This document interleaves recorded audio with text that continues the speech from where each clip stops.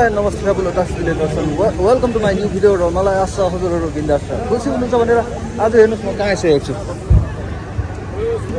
आज हाम्रो हिज होलिनेस दलाई लामा गुरु हाम्रो गुरुको लागि चाहिँ हाम्रो कालिम्पोङबाट पनि धेरै माया र उहाँलाई सपोर्ट गरेर ठुलो बडो र्याली निकालिरहेको छ है। हेलो सन्चै हुनुहुन्छ? tasdile traveler अझै भेला हुनुहुन्छ बिस्तारै बिस्तारै अझै आउनु हुँदैछ। Tibetan national anthem began.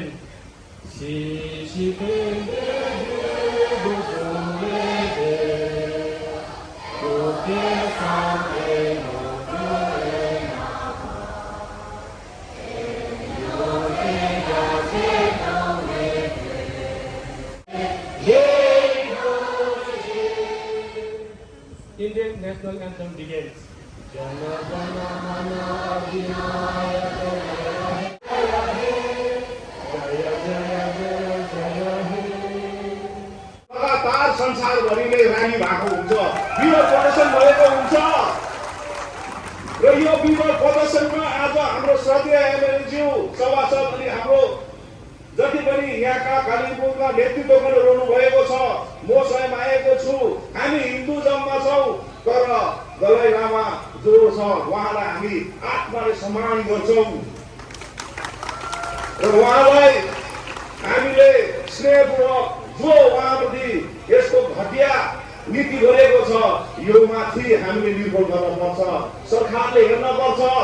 हिजोले Dalai लामाले भनेको छ एउटा मिडियालाई कि मिडियाको आँखा नाक राम्रोसँगले कान राम्रोसँग थाप्न पर्छ, हात्तीको जस्तो नाक लामो बनाएर सुन्नु पर्छ, सुनेर बुझेर मात्रै मिडियामा कुनै पनि कुरा प्रकाशित हुन पर्छ भनेर मिडियाले भनेको कुरा हो।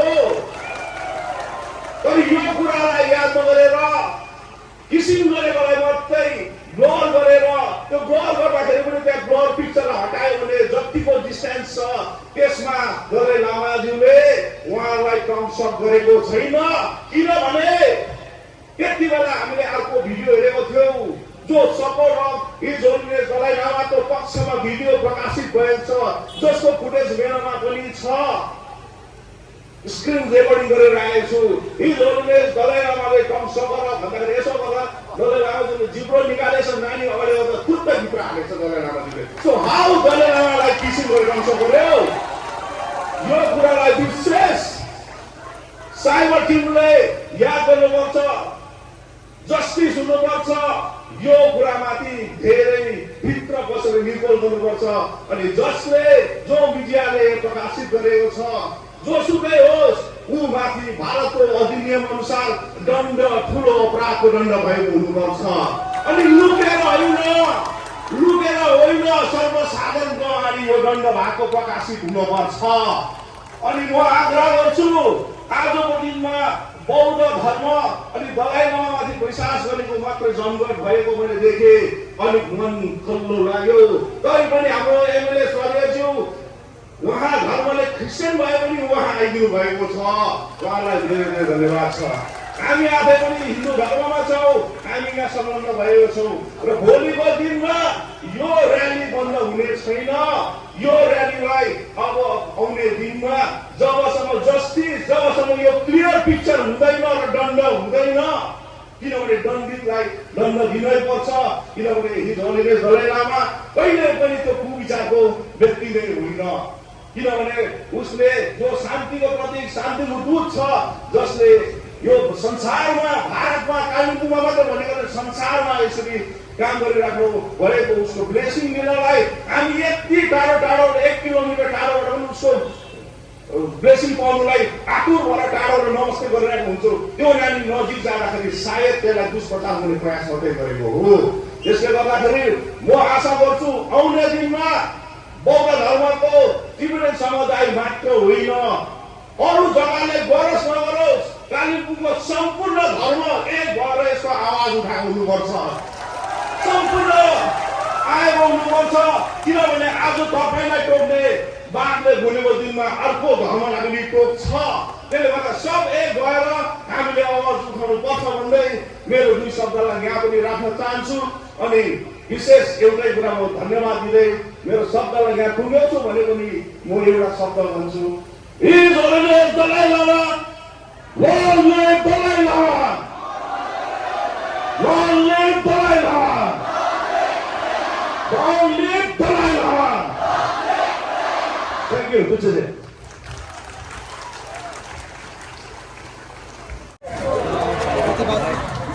र्यालीलाई समर्थन गर्दै उहाँहरूको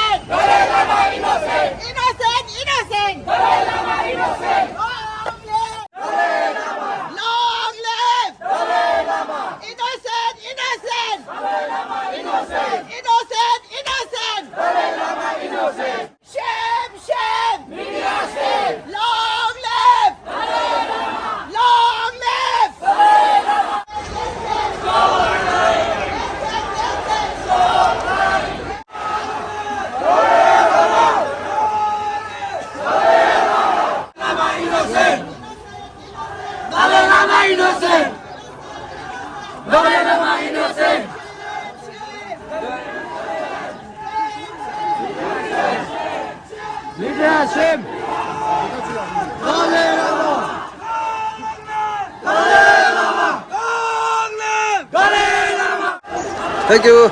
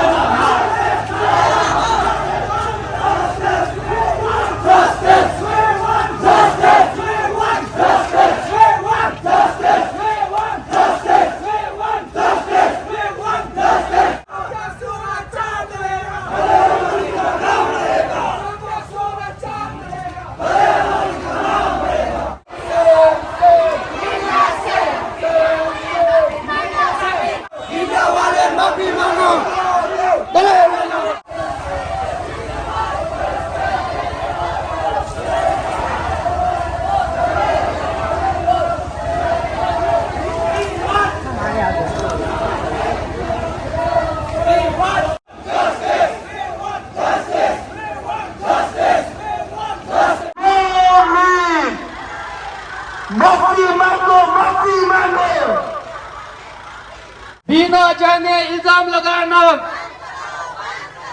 बिना जाने इल्जाम लगाना, बिना जाने इल्जाम लगाना।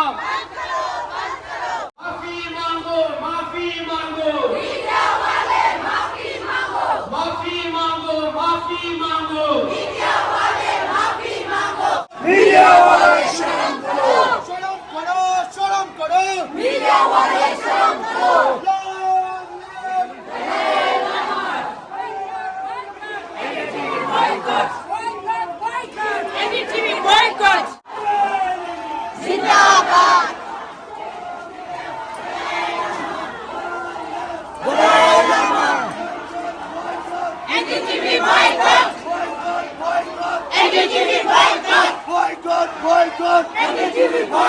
Boycott, boycott, NDTV boycott. We want justice. We want justice. We want justice. We want justice. Long live Dalai Lama! Dalai Lama! Media shame! Media shame. Media wale maafi mango! Long live.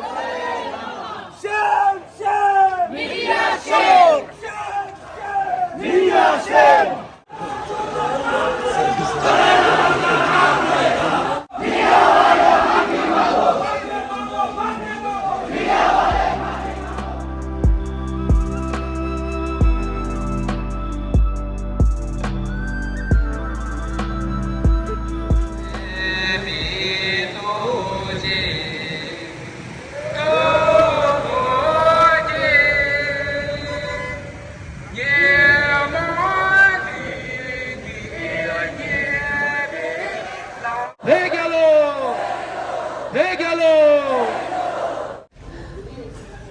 सलक्कै आमा खतरा गरम दामी भयो rally पनि हाम्रो मेलागढदेखि start भएर मेलागढ ठान्डाडा डम्बर चोक 10 mile अनि यो बागधारा रोड हुँदै फेरि हाम्रो मेलागढमा आइपुगेर चाहिँ एन्ड गऱ्यो है।